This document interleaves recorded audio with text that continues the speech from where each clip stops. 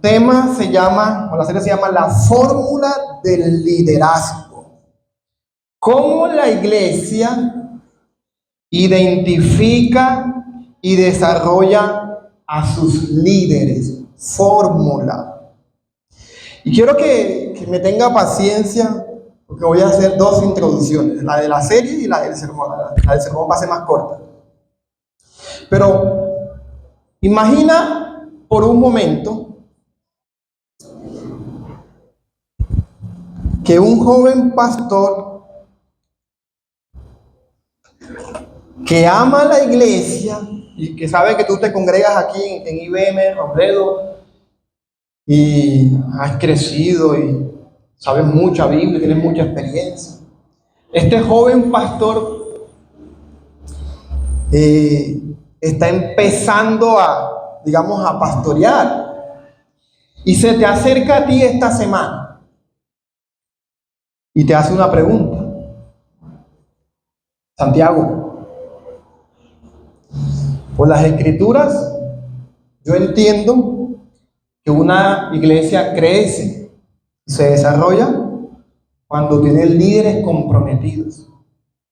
Pero, hermano Santiago, ¿qué consejo me darías para formar y motivar a los líderes? Porque me ha sido difícil. ¿Cuál es la fórmula o la receta bíblica para tener buenos líderes? Marta, ¿cuál es la fórmula? Hugo, ¿cuál es la fórmula?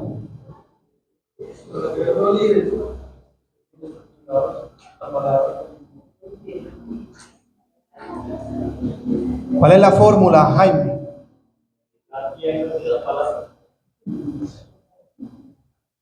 ¿Qué dice el pastor? Llevo 4 años predicando y nada que se compromete.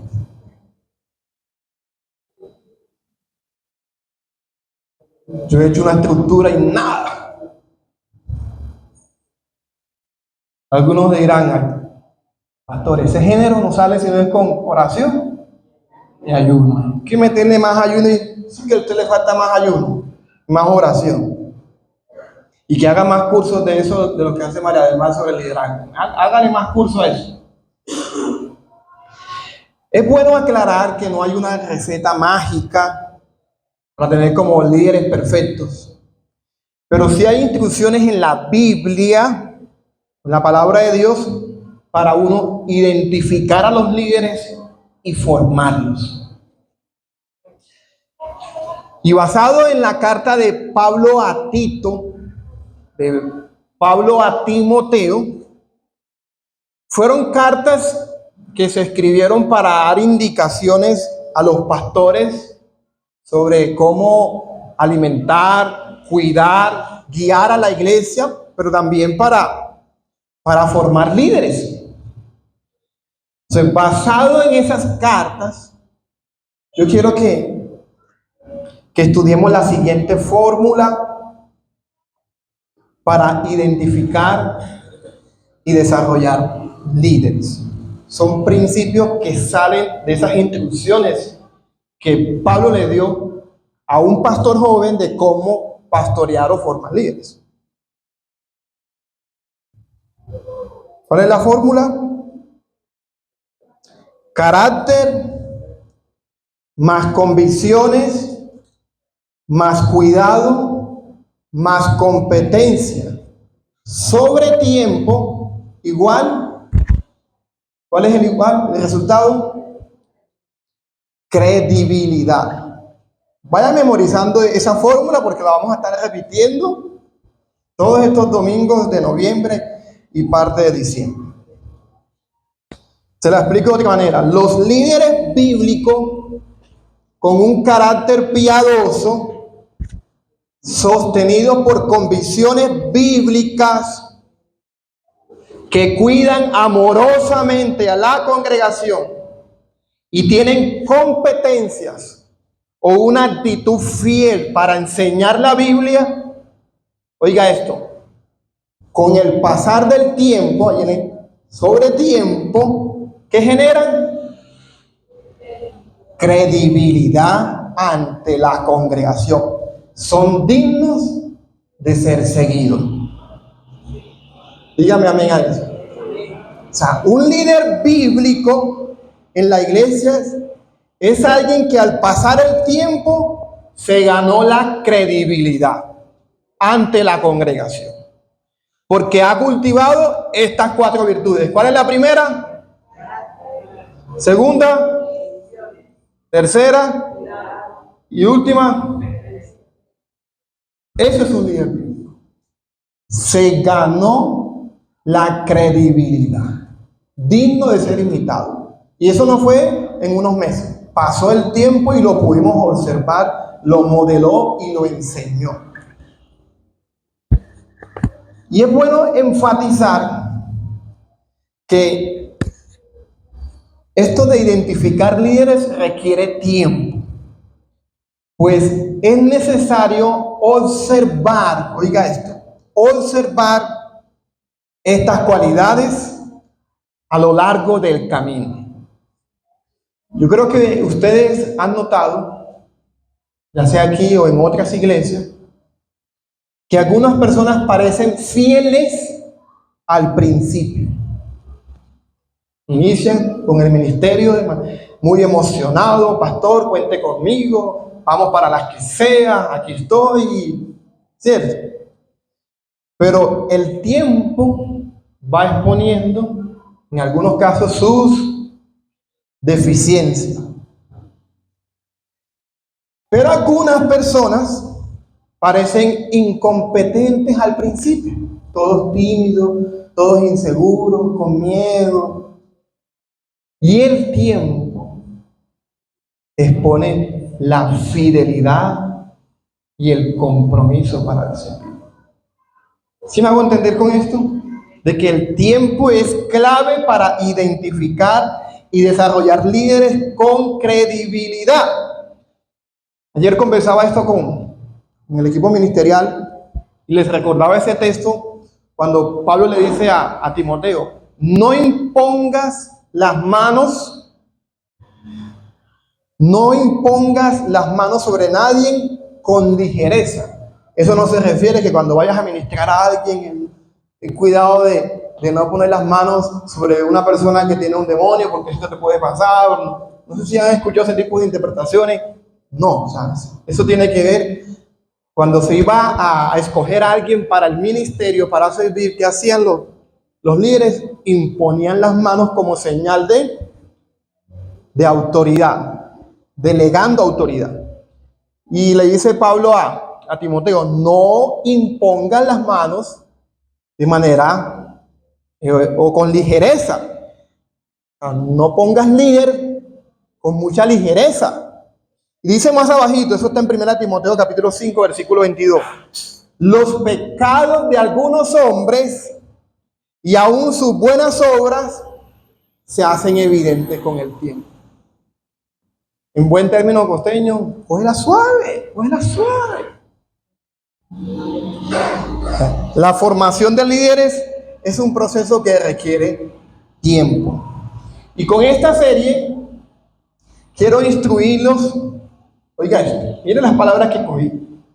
Quiero instruirlos a que aprendamos como iglesia, porque no es el trabajo solo del pastor, sino de toda la iglesia, que aprendamos a identificar y desarrollar líderes en la iglesia. ¿Cómo? Con 3 cosas. Observando estas cualidades, modelando y enseñándolas. Así. Los observamos, lo enseñamos y lo modelamos. Quiero animarle. En esta serie usted esté a la expectativa de cómo Dios ha venido desarrollando esas cualidades en usted, con algunos miembros de la iglesia. Y hoy vamos a empezar con la primera. Vamos a hablar sobre el carácter piadoso de un líder bíblico. Lo he titulado Un líder con carácter irreprensible en la vida familiar. ¿Qué es lo primero que hacemos? Observar el qué. De las cualidades, ¿cuál es la primera que observamos? El carácter. Lo observamos, lo enseñamos y lo modelamos. Y para los que les gusta tomar nota, esta es la verdad que quiero resaltar. Dios sana a su iglesia y la hace atractiva a la sociedad, levantando líderes con un carácter irreprensible en la vida familiar y en la conducta personal. Dios sana a su iglesia y la hace atractiva. Eso lo vamos a ver en el pasaje que vamos a estudiar. Y la hace atractiva a la sociedad, la hace hermosa a la sociedad, levantando líderes con un carácter irreprensible en la vida familiar, pero también en su conducta personal. Y tocaré dos puntos. Primero vamos a hablar de la necesidad de establecer líderes. Y luego de los requisitos del líder en la iglesia, un carácter irreprensible. Entonces, sin más preámbulos, ahora sí, Tito, capítulo 1, del 1 al 16. Pero nos vamos a enfocar solamente en los versículos 5 y 6. Como todo pasaje se debe estudiar en su contexto, vamos a leer los 16 versículos, del versículo 5 en adelante. Si nada se lo impide, ¿qué hacemos cuando leemos la palabra del Señor? Nos ponemos de pie, si nada se lo impide. Por esta causa te dejé en Creta. Tito capítulo 1, versículo 5. Te dejé en Creta para que pusieras en orden lo que queda y designaras ancianos en cada ciudad que te mandé. Lo designarás si el anciano es irreprensible, marido de una sola mujer, que tenga hijos creyentes, no acusados de disolución ni de rebeldía, porque el obispo debe ser nuevamente irreprensible como administrador de Dios, no obstinado, no iracundo, no dado a la bebida, no pendenciero, no amante de ganancias deshonestas. Antes bien debe ser hospitalario, amante de lo bueno, prudente, justo, santo, dueño de sí mismo. Debe retener la palabra fiel que es conforme a la enseñanza, para que sea capaz también de exhortar con sana doctrina y refutar a los que contradicen. Luego las razones. Porque hay muchos rebeldes, habladores, vanos y engañadores, especialmente los de la circuncisión, a quienes es preciso tapar la boca, porque están trastornando familias enteras, enseñando por ganancias deshonestas cosas que no deben. Oiga esto, uno de ellos, su propio profeta o poeta, dijo: los cretenses son siempre unos mentirosos, malas bestias, glotones, ociosos. ¿Y qué dice Pablo? Este testimonio es verdadero. Por eso, repréndelos severamente para que sean sanos en la fe y no presten atención a mitos judaicos y a mandamientos de hombres que se apartan de la verdad. Todas las cosas son puras para los puros, pero para los corrompidos e incrédulos nada es puro, sino que tanto su mente como su conciencia están corrompidas. Oiga este versículo que debe asustarnos. Profesan conocer a Dios, pero con sus hechos lo niegan, siendo abominables y desobedientes e inútiles para cualquier obra buena. Esa es la palabra del Señor. Padre, en el nombre de Jesús, háblanos en esta mañana, no solo con este tema, sino también a través de la serie que vamos a iniciar. Ayúdanos a ser una iglesia sensible, que puedan notar lo que tú estás haciendo en cada miembro, pero también que enseñe y modele cada una de estas virtudes, Señor.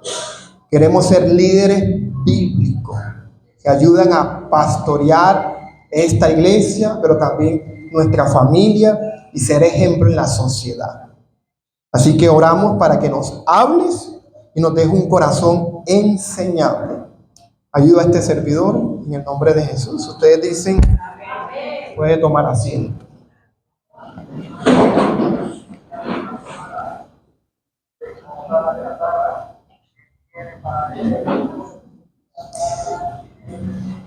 ¿Qué hicieras si te tocara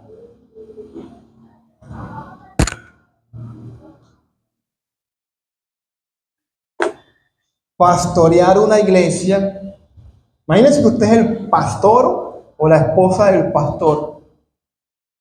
Y si te tocara pastorear una iglesia cuyos miembros y líderes, miren esa imagen, adoran a Dios el domingo, ahí están, vean, pero durante la semana son unos mentirosos, egoístas, inmorales, tramposos, groseros y mal hablados en la familia y en el trabajo. ¿Qué harías tú con una iglesia así? Y lo peor es que se justifican. Es que todos somos pecadores. ¿Quién no falla? ¿Qué harías tú con una iglesia así? Señor, ¿te los llevas o te los mando?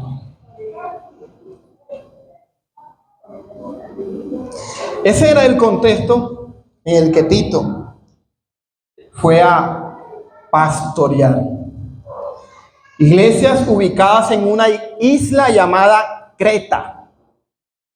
Creta estaba conformada por muchas ciudades y es posible que había muchas iglesias en esa ciudad, en esa isla llamada Creta. El evangelio se había expandido en las ciudades de Creta. Y Creta, hablando de Creta como tal, se caracterizaba por ser, dice, mentirosos, egoístas, inmorales, tramposos, groseros y mal hablados. Tenían una mala fama los cretenses. Por eso, mira lo que dice el versículo 12. Estoy entrando en contexto para entrar en el pasaje. ¿Qué dice el versículo 12? Uno de ellos, su propio profeta, se dice que será Epiménides, un poeta, filósofo, muchos años antes de Cristo, decía esto de los cretenses. ¿Qué decía? Los cretenses, siempre mentirosos, malas bestias, glotones y ociosos. Perezosos, dice por allá, malas bestias. ¿Y qué dice Pablo en el versículo 13? Este testimonio es verdadero. O sea, la cultura de Creta era conocida por su corrupción moral, oiga esto, combinada con religiosidad. Se combinaba la inmoralidad, pero también la religiosidad. Es como si hoy dijeran de manera despectiva, los paisas siempre son, termina usted la palabra. Los costeños siempre son, termina usted la palabra. ¿Qué dirían? De manera despectiva. No, yo no voy a decir quién, no voy a meterme en problemas aquí porque estoy de visitante. No, o sea, simplemente para que entienda la situación. Es como hablar de manera despectiva y es cierto. Es cierto. Voy a hablar de los costeños. Los costeños siempre son unos flojos. Algunos dirán. Los paisas siempre son unos vivos. Pero el contexto es de manera despectiva. Sí, somos emprendedores los paisas, somos berracos echados para adelante, costeños, trabajamos a pleno sol caliente. de manera despectiva. Somos unos borrachines, bebedores. Paisas son unos vivos, unos tramposos, parranderos, pero es despectivo. O sea, esa era la reputación de los cretenses.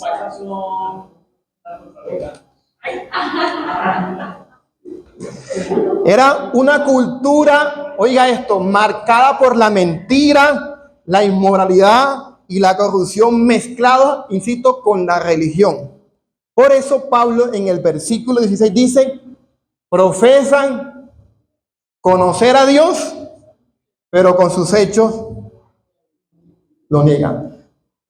Cretenses o paisas o costeños o rolos, no te me vas a escapar, rolos bogotanos que decían ser cristianos, pero cuya conducta no mostraba ningún cambio.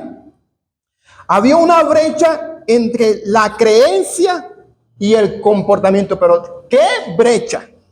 O sea, la fe en Cristo o la creencia en Dios no los estaba conduciendo a una vida piadosa. Y si usted sigue leyendo la carta, en el capítulo 2 dice que la palabra de Dios estaba siendo blasfemada. Se hablaba mal del cristianismo por el mal testimonio de los cristianos paisas, de los cristianos costeños, de los cristianos de Bogotá.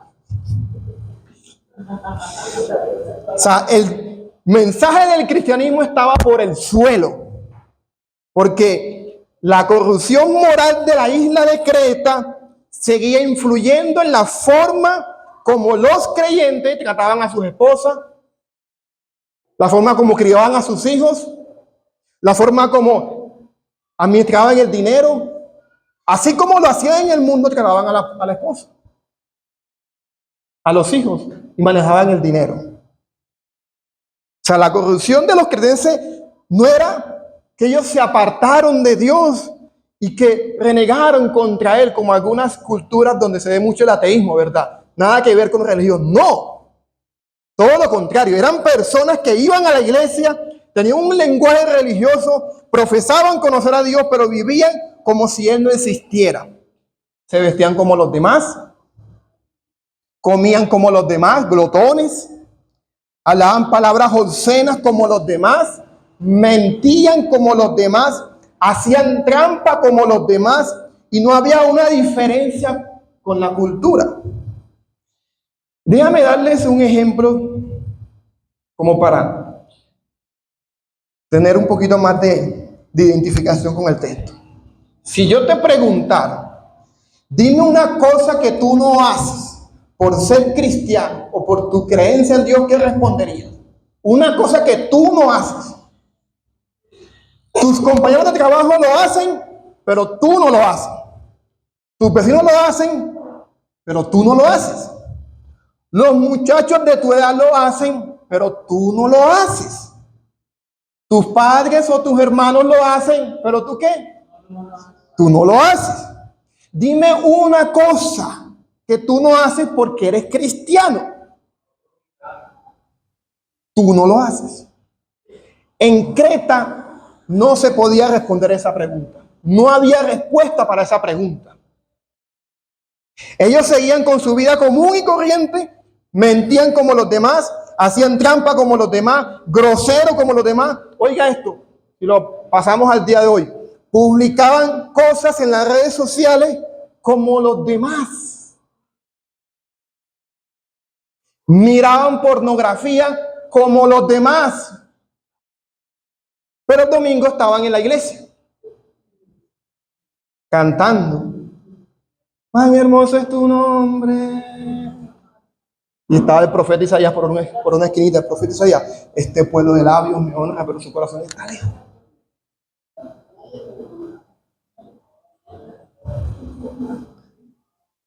O sea, Creta había combinado la inmoralidad con la religiosidad. Y tristemente en Colombia también. Mucha gente que dice creer en Dios, pero con sus hechos y sus palabras lo niegan. ¿Ustedes se acuerdan de la película Y eso es bien paisa. La Virgen de los Sicarios. La Virgen de los Sicarios. Es una película donde los sicarios se iban a encomendar a Dios, a la Virgen. Cogían eso fue hecho en Medellín, y es un caso real. Cogían no sé, la 9 y iban a pedir la bendición a Dios para cometer un asesinato. Gente que dice creer en Dios, pero con sus hechos lo niega. Y ese puede ser un ejemplo muy exagerado, ¿cierto? Pero si tú y yo no podemos responder a las preguntas que les hice, yo no hago esto porque yo no hago esto que hace mi jefe, yo no hago esto que hace mi socio, yo no hago esto que hacen mis familiares y vecinos porque soy cristiano o por mi fe en Dios. No puedes responder esa pregunta. Tristemente has caído o hemos caído en la corrupción que estaba la isla de Creta. Se mezcla inmoralidad con religiosidad. En ese contexto es llamado a pastorear Tito. Vuelvo y te hago la pregunta. ¿Tú qué harías con esa iglesia? ¿Cómo? La cierro. La pastora Marta cierra la iglesia.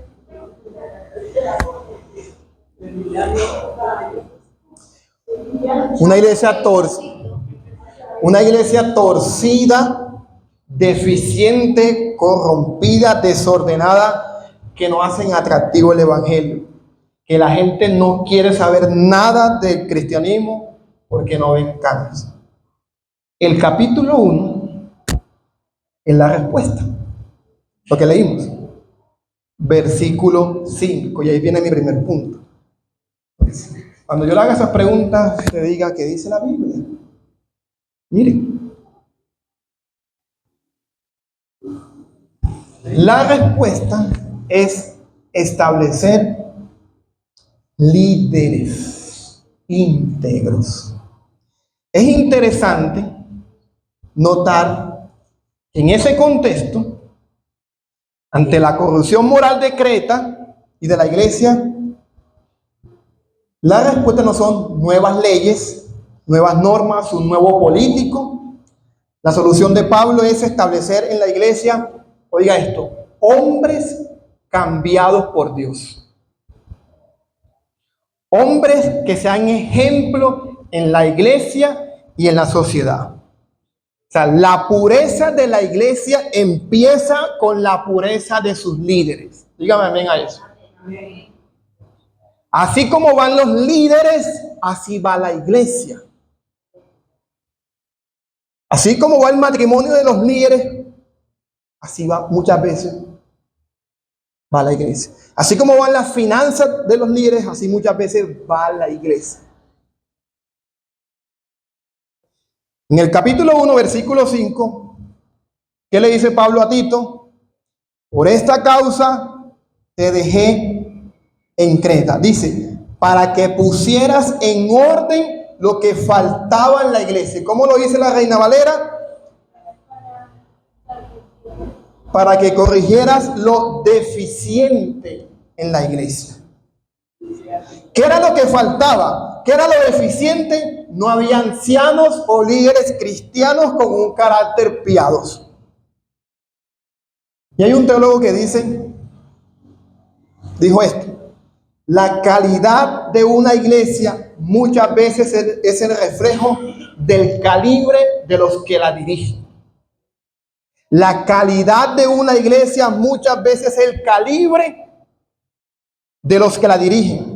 Oiga esto, muchas enfermedades de las iglesias pueden ser curadas por medio de un liderazgo adecuado.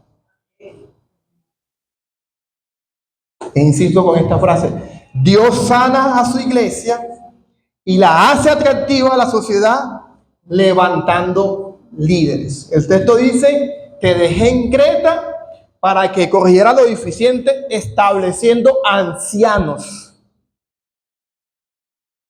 Cuando faltan líderes íntegros en una iglesia, se corrompe su testimonio, los hogares se desordenan, las ovejas se dispersan, los lobos se encuentran terreno fácil y el evangelio se oscurece. Algunos de ustedes escucharon este caso de la mega iglesia de Hillsong. Algunos no. Una de las iglesias más influyentes del mundo. Sus canciones, hoy cantamos una canción de Hillsong, hermoso nombre. Sus canciones llenaban auditorios y su imagen parecía el modelo del éxito cristiano contemporáneo. El pastor con gafitas, el suelo por aquí apretado, ¿saben? Algunos con topitos y tremenda elocuencia para enseñar. Mensaje todo para motivar a la gente y todo eso. Los cultos parecían un concierto. Sin embargo, detrás de cada brillo que usted ve ahí, habían grietas. En el año 2020, en plena pandemia, Carl Lenz, el de gafitas, pastor de Hillsong, Nueva York, fue despedido por adulterio y conducta impropia, lo que desató una serie de problemas más profundos dentro de la organización. Lo despidieron por adulterio. Quien lo despidió fue el fundador de Hillsong. Él se llama Brian Houston, fundador de la iglesia. Y en el 2022, Brian Houston renunció. Él renuncia tras revelarse acusaciones por faltas éticas y escándalos financieros que comprometieron gravemente el liderazgo. ¿Se estaba? ¿Qué es esto? Tenía paja, ¿cómo es que es el dicho? Tenía rabo de paja, lo despidió y a los 2 años también lo echaron, o él renunció porque lo pillaron. Todo eso generó un escándalo en las redes sociales. O sea, los medios se burlaron del evangelio, miles de miembros quedaron confundidos, muchos hogares se fracturaron y en medio del escándalo, el cristianismo perdió credibilidad. Cuando faltan líderes íntegros en una iglesia, se corrompe su testimonio, los hogares se desordenan, las ovejas se dispersan, los lobos se encuentran en terreno fácil y el evangelio se oscurece. Esto era lo que pasaba en Creta. Así que Tito tenía que corregir lo deficiente estableciendo ancianos. Y note que en el texto, establecer ancianos o líderes está en plural. ¿Lo notaron? Versículo 5, para que designaras ¿qué? Ancianos. Este término anciano se utilizaba en el Antiguo Testamento para referirse a hombres de buena reputación, de sabiduría, cuya experiencia y madurez eran notorio para todos. Eran personas respetadas y capaces de guiar con su ejemplo y buenos consejos. Ancianos, no tiene que ser una persona de edad, alguien respetado.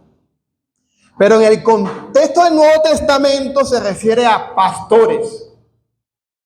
¿Están siguiendo? Se refiere a pastores con un carácter maduro y firme en sus convicciones.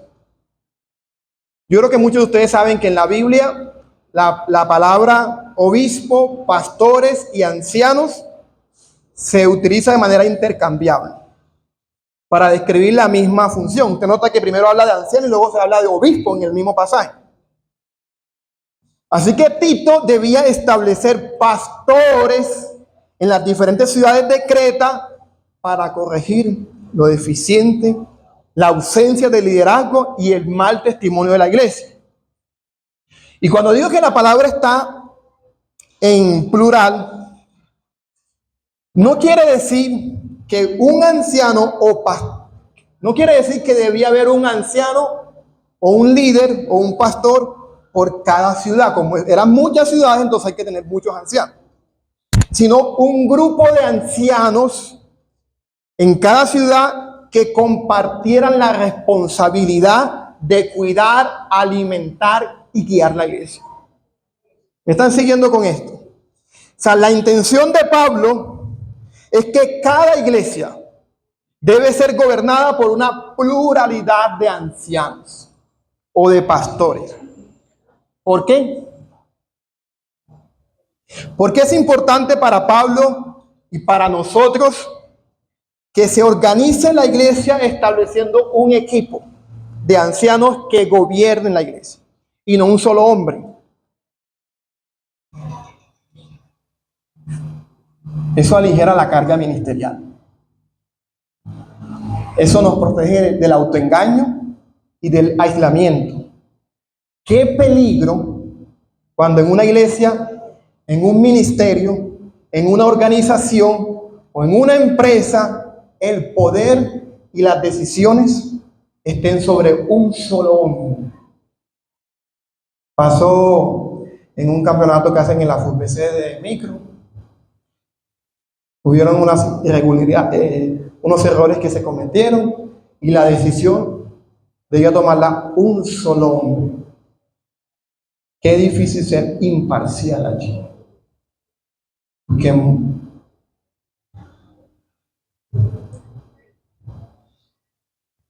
Mis amados hermanos, el ministerio pastoral es un trabajo en equipo. El liderazgo cristiano es un trabajo compartido. O sea, una iglesia no debe ser guiada por un solo hombre, sino por un grupo de hombres que comparten el liderazgo. Encontré en una noticia que una de las falencias del fundador de Hillsong, Brian Houston, es que él tenía un equipo de ancianos, pero no rendía cuentas. No conocían sus luchas. Y nadie le podía llevar la contraria.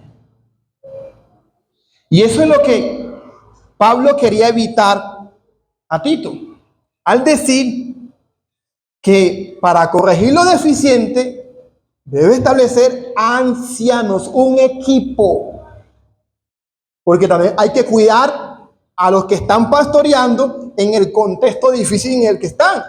Imagínate si están metidos en la boca del lobo. Entonces me hacen una propuesta indecente de finanzas, no sé, ¿con quién me descargo yo? Con el equipo.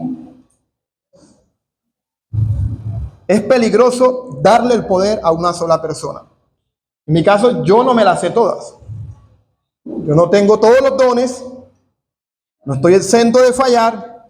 Por eso necesitamos líderes y ancianos en la iglesia que me acompañen, que me cuiden y que juntos podamos cumplir la visión que Dios nos ha dado para esta iglesia. Anoche escuchaba el testimonio de Miguel Núñez, tratando de que esto me hablara más a mí.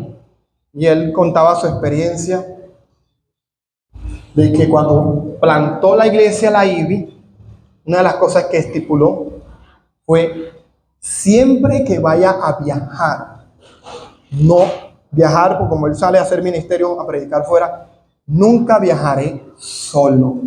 Viajo con mi esposa o con alguno de ustedes, pero no quiero viajar, necesito que ustedes me cuiden como pastor. Cuídenme.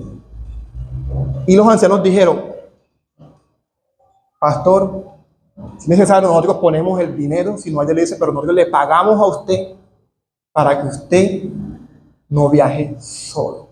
Queremos cuidarlo. Y eso lo hablaba con su equipo de ancianos.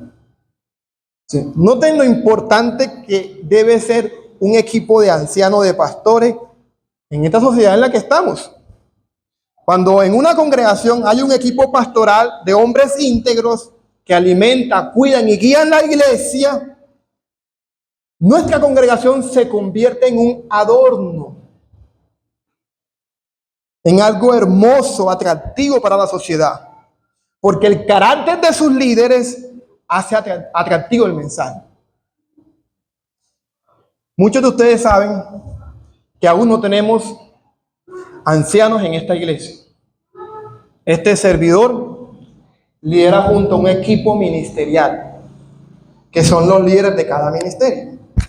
Servidores, maestros, alabanza, escuela bíblica y tesorería. Y yo estoy muy agradecido por las personas que Dios me ha regalado. Muy agradecido por el servicio, por la fidelidad, por el compromiso. Pero si queremos ser una iglesia bíblica, como la que Pablo tiene en mente aquí, debemos aspirar a ¿qué? Tener un equipo de ancianos en la iglesia. Ancianos con un carácter íntegro y probado. Y al escuchar este sermón, el punto no es que nos vamos a desesperar y vamos a nombrar rápidamente a un equipo de ancianos para que el pastor no esté solo. A cualquier precio hay que nombrarlos. No, hay unos requisitos, como los mencioné en la introducción, que lleva tiempo poder identificarlos en las personas y lleva tiempo formar. Ese es mi segundo punto, son 2 puntos. ¿Verdad? Los requisitos del líder, un carácter irreprensible. Primer punto, la necesidad de líderes. Porque en el versículo 6, es interesante que Pablo, antes de poner a un hombre en el liderazgo, dice el verso 6, que los ancianos o los líderes deben ser como irreprensibles. Y menciona 2 áreas específicas que Tito y nosotros como iglesia debemos examinar cuando vayamos a establecer pastores, ancianos o líderes en la iglesia. Deben ser, si usted mira su Biblia, irreprensibles en la vida familiar, irreprensibles en la conducta personal. Hoy nada más me voy a enfocar en la vida familiar, el próximo domingo en la conducta personal. Pero cuando hablamos de irreprensibles en la vida familiar, es bueno aclarar que un líder o anciano con un carácter irreprensible no es alguien perfecto, ¿cierto? Alguien que no tenga errores o luchas. Más bien el contexto de Creta es una persona de la que no se le puede acusar de vivir de manera contraria al evangelio que predica. Es alguien cuya vida pública y privada dan testimonio de integridad. Tiene deudas, pero las paga. Se equivoca, pero pide perdón. No es perfección, es credibilidad. Es una persona admirada y respetada en su familia y en la sociedad y en la congregación por la coherencia entre lo que enseña y vive. Puede ser que yo tenga una discusión con Mateo y ahí dejo de ser ¿qué? Irreprensible. Ay, el pastor se le subieron, no sé, la sangre, el apellido y mira cómo le habló. Ahí dejé de ser irreprensible. Pero si yo me acerco a Mateo y pido perdón, volví a ser una persona irreprensible. No es que nunca me voy a equivocar. No es que es perfección, que no hay errores. Es la forma como yo reacciono a mi pecado. Porque también modelo cuando yo me caigo. No se le acusa de nada porque ese hombre es coherente. Se arrepiente, pide perdón, paga sus deudas. Y para ilustrarlo, usted nota que Pablo da un ejemplo de cómo se ve el carácter irreprensible en la vida familiar. Y son los mismos requisitos que está en 1 Timoteo capítulo 3. Marido de una sola mujer que tenga hijos creyentes no acusados de disolución ni de rebeldía. Timoteo dice que gobierne bien su casa, teniendo a sus hijos en sujeción con toda honestidad, Porque si un hombre no sabe gobernar su propia casa, ¿cómo podrá cuidar la iglesia de Dios? Oiga esto, para Pablo y para nosotros, la forma como un hombre educa y lleva a su familia es la prueba que lo habilita para dirigir y cuidar a la iglesia. Dígame amén a eso. O sea, quien no ha hecho un buen trabajo con su esposa, hijos o con su familia, es una, o más bien, digámoslo en positivo, quien ha hecho un buen trabajo con su esposa, con sus hijos y con su familia es una base sólida para desempeñar un buen trabajo en la familia del Señor y en la iglesia local. Estás preparado, lo has hecho bien. Y el texto, cuando habla de marido de una sola mujer, en el contexto de Creta, se refiere a fidelidad. Una persona que no puede ser acusada de adulterio, en esa sociedad en la que estaban viviendo, tan inmoral. El adulterio es una vergüenza para la iglesia. Cuando un pastor o líder cae en inmoralidad, eso es un escándalo público y automáticamente la persona es descalificada del ministerio. En estos días publiqué una frase que decía: qué miedo es de John Piper, que te descubran en un pecado oculto. Pero ¿sabe qué es lo peor? Que no te descubran.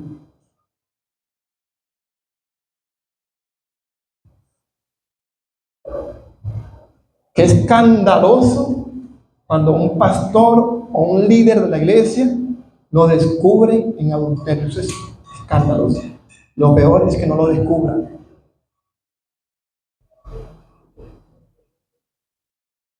Miren lo importante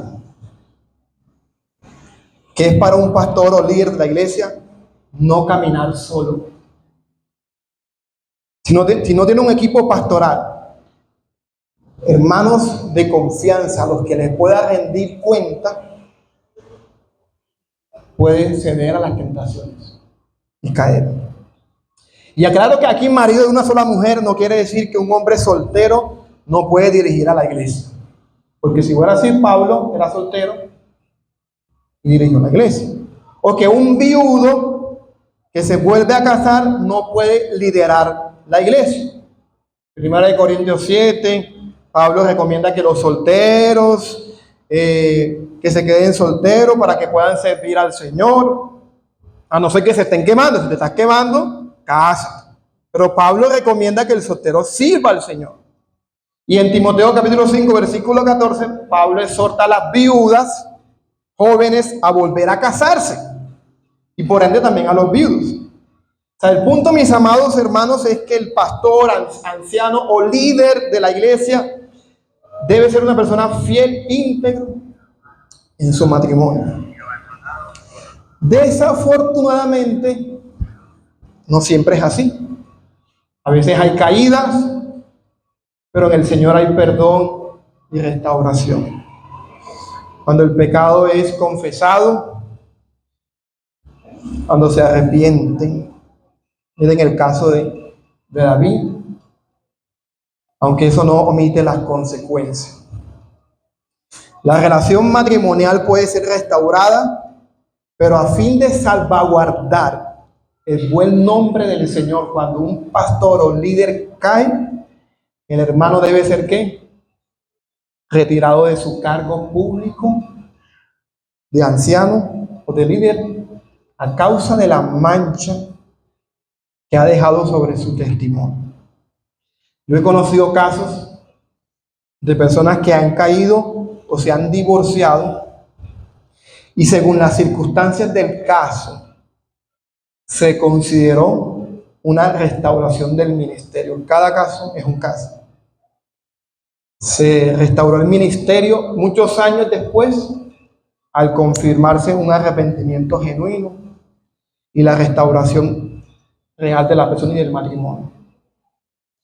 El líder de la iglesia debe ser alguien con un carácter irreprensible en su vida matrimonial, fiel al compromiso que hizo con su esposa o con su esposo hasta que la muerte los separe. Dígame amén a eso los que están casados. Esta semana en un grupo en casa hablábamos de que en nuestra sociedad, ¿se acuerdan? Aún en la iglesia, las personas se divorcian y rompen su compromiso matrimonial con esta frase: se me acabó el amor, ya no soy feliz contigo. No sé qué nos pasó, caímos en una rutina y se me enfrió el amor. Y otra me devolvió la pasión. ¿Han escuchado esas frases?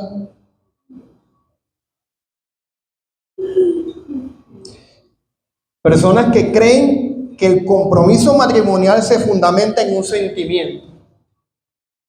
Se me acabó, ya no siento. ¿Y qué es lo que te pasa a ti? Se me sale no, porque me molesta, me incomoda. O sea, creen que esto es con base a un sentimiento. ¿Sabe cómo se llama eso? Esto se llama egoísmo y es el pecado. Están basando su relación en lo que la persona le puede dar, que ya no me hace feliz. ¿Se nota? Un matrimonio no se puede terminar porque se me acabó el amor. Es un pacto que hicimos delante de Dios y de la congregación hasta que la muerte. Deberíamos hablar eso en la reunión de matrimonio. Discutimos, pero nos reconciliamos. Nos enfriamos, pero buscamos reavivar la llama. A veces para eso hay que buscar consejería pastoral o terapia familiar, pero no nos separamos porque se me acabó el amor, basado en un sentimiento. ¡Ey! Arrepiéntete de tu pecado, eso es egoísmo. Díganle así al hermano, no sé quién es, pero cuando escuchen eso se llama egoísmo. El hombre de Dios debe ser marido de una sola mujer, fiel, perseverante y comprometido, reflejando en su hogar la fidelidad inquebrantable de Cristo por su iglesia. Necesitamos hombres en la iglesia así, hombres que lideren así, comprometidos con su matrimonio. Estamos peleando, de aquí no me sales hasta que nos arreglemos. Una vez le cerré la puerta a Alejandra así: ¿tú a dónde te vas? Estábamos recién casados, ¿no? Ustedes saben que los recién casados peleamos bastante, ¿verdad? No. Ustedes me van a decir cuál es el secreto. Imaginas, dos ríos caudalosos, Barranquilla y Cartagena, ¡boom!, se chocaron. ¿Que por qué dejaste el colgate? Me diste el dedo del colgate aquí. ¿Por qué dejaste las medias así? ¿Por qué no me ayudas aquí? Imagínate. 10 años nos costó, o nos ha costado, para que esos dos ríos caudalosos se pusieran en aguas mansas. Cumplimos 11 años de matrimonio por la gracia del Señor, y en estos 11 años que hemos visto un poquito de calma. Pero es como esto para ustedes, que he tenido muchas discusiones y una vez le cerré la puerta. De aquí no me sales, porque usted le dijo allá al pastor, en las buenas y en las malas. No que te obligo. Aquí hablamos y nos ponemos de acuerdo. Hoy nos reconciliamos. Conversamos ya cuando se bajó la tensión. O sea, necesitamos hombres así en la iglesia, que luchen por su matrimonio. Y la mujer sabia edifica a su casa. Porque le estoy hablando al anciano, pero viceversa. A veces él se quiere ir y usted le cierra la puerta. ¿Cuándo te vas? Hablamos y nos ponemos de acuerdo. El texto también dice: que los ancianos deben tener hijos creyentes que no estén acusados de disolución ni de rebeldía. Eso no significa que para ser pastor, anciano o líder de la iglesia sea obligatorio tener hijos. ¿Tenía hijos Pablo? No. Ni tampoco que el liderazgo espiritual de un hombre debe ser juzgado por las decisiones personales de sus hijos adultos. El énfasis del texto, por el contexto de Creta, es que en el hogar del líder se debe reflejar orden, respeto y fe genuina.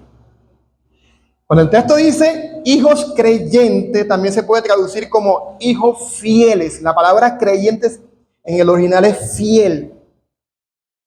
Es decir, hijos obedientes, confiables, que honran la autoridad de su padre y viven de manera digna. En otras palabras, aquí le hablo a los hijos y a los padres. No está diciendo que un líder debe tener hijos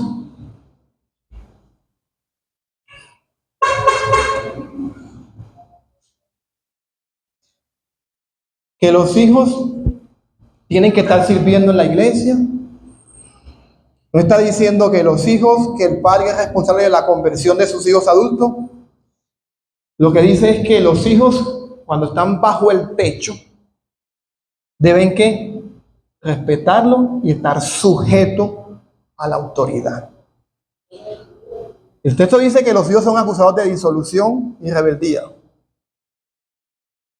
Cuando un hijo es acusado, oiga esto, acusado, o sea, eso es un escándalo. Ese hijo no es la pataleta que nos, disculpen la expresión, no es cierto, la rebeldía del adolescente en la casa normal, cierto. El texto habla de acusado, es algo público, cierto.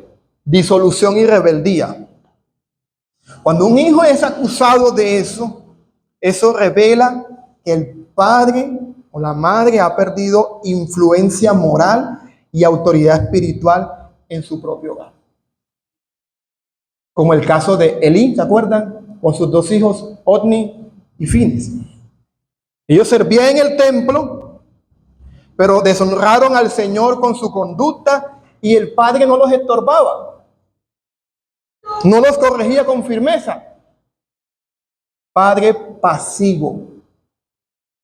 Y a veces sucede, algunos padres, debido a que su propia relación de pareja no funciona, ¿qué hacen con los hijos? Los colocan en el centro de la familia. Los hijos se convierten en su ídolo. Otros, por no perder el cariño de sus hijos, confunden amor con pasividad. No corrigen, no confrontan, y con el tiempo sus hijos se vuelven rebeldes, groseros e indiferentes a la fe por la pasividad. Otros padres se van al extremo y para poner orden en su hogar exageran y exasperan a sus hijos con gritos, imposiciones y una disciplina sin perdón. Aquí se hace lo que yo mando. Y creen que por golpear la mesa, no puedo golpear aquí, no me puedo emocionar. Se creen que por golpear la mesa, eso es autoridad.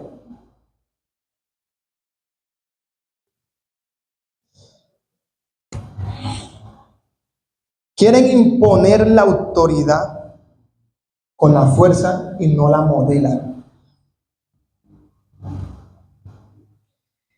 El equilibrio bíblico para los padres no está en la permisidad ni en la dulzura, sino en un liderazgo amoroso. Padres que guían con firmeza y compasión, que corrigen con verdad, pero también que abrazan con gracia. Díganme amén a eso. Amén. Así gobierna Dios a sus hijos. Nos disciplina, pero también nos abraza con gracia. Y así el líder debe gobernar o dirigir la iglesia, con autoridad pero con amor. Hace poco aconsejamos a una familia que conversaba con Ale y conmigo y les decía que aunque no tenemos hijos, hemos aprendido, oiga esto, por las escrituras, por la experiencia de ser hijo, yo también fui hijo, y por acompañar la formación de nuestros sobrinos, oiga esto, que criar hijos es como volar una cometa. A veces hay que soltar el hilo, darles espacios para volar, para aprender, para compartir con amigos, para participar en nuevas experiencias, pero otras veces hay que hacer ¿qué? Recoger el hilo, poner límites, corregir el rumbo y protegerlos de los que les pueden hacer daño. Criar hijos y pastorear la iglesia, oiga esto, es un arte y un desafío a la vez, porque hay que saber cuándo soltar y cuándo recoger. Ustedes tienen más experiencia que yo en eso, ¿sí? ¿En qué momento doy gracia y en qué momento disciplina? Porque si todo el tiempo es disciplina, ¿cuándo él va a aprender que a pesar de que se equivoque, Dios le extiende su gracia? De vez en cuando se equivoque y merece una disciplina, abrázalo. Pero a veces se abusa, ¿cierto? Ponga límites. Entonces, es un arte y un desafío.